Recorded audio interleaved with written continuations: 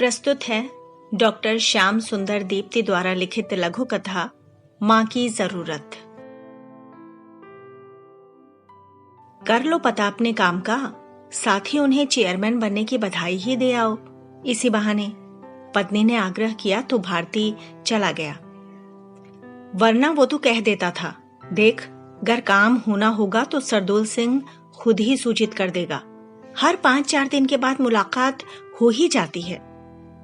तबादलों की राजनीति वो समझता था। कैसे मंत्री ने विभाग संभालते ही सबसे पहले तबादलों का ही काम किया। बदली के ऑर्डर हाथ में पकड़ते ही भारती ने अपनी हाजिरी रिपोर्ट दी और योजना बनाने लगा कि क्या करे। वहां रहे, बच्चों को साथ ले जाए या रोजाना आए जाए। बच्चों की पढ़ाई के मद्देनजर आखिरी निर्णय यही हुआ कि अभी शिफ्ट नहीं करते और कपल केस के आधार पर एक अर्जी डाल देते हैं। और तो भारती के वश में कुछ था नहीं। फिर पत्नी के कहने पर एक अर्जी राजनीतिक साख वाले पड़ोसी सरदूल सिंह को दे आया था। सरदूल सिंह घर पर ही मिल गया और भारती को गर्मजोशी से मिला। भारती को भी अच्छा लगा। आराम से बैठ चाय मंगवाकर सरदूल कहने लगा, छोटे भाई, वो अर्जी मैंने तो उस समय पढ़ी नहीं। वो अर्जी तूने अपनी तरफ से क्यों लिखी? माता जी की तरफ से लिखनी थी। ऐसे कर, नई अर्जी लिख।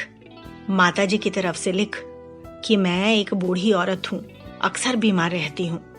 मेरी बहू भी नौकरी करती है, बच्चे छोटे हैं, देर सवेर दवाई की जरूरत पड़ती है। मेरे बेटे के पास रहने से मैं कुछ इस तरह से बात बना। बाकी तो समझदार है। मैंने परसों फिर जाना है, मंत्री से भी मुलाकात होगी, उसने आत्मीयता दिखाते हुए कहा। भारती ने सिर हिलाया, हाथ मिलाया और घर की तरफ हो गया। मां की तरफ से अर्जी लिखी जाए। मां को मेरी जरूरत है, मां बीमार रहती है। कमाल, बताओ, अच्छी भली मां को यूं बीमार कर दूं। सुबह उठ बच्चों को स्कूल का नाश्ता बना कर देती है। हम दोनों को तो ड्यूटी पर जाने की अफरा तफरी पड़ी होती है। दोपहर को आने पर रोटी पकी हुई मिलती है। मैं तो कई बार कह चुका हूं कि मां बर्तन साफ करने के लिए नौकरानी रख लेते हैं। मां ने वो नहीं रखने दी। कहने लगी, मैं सारा दिन बेकार क्या करती हूं? कहता है लिख दे। बेटे का घर में रहना जरूरी है। मेरी बीमारी के कारण मुझे इसकी जरूरत है।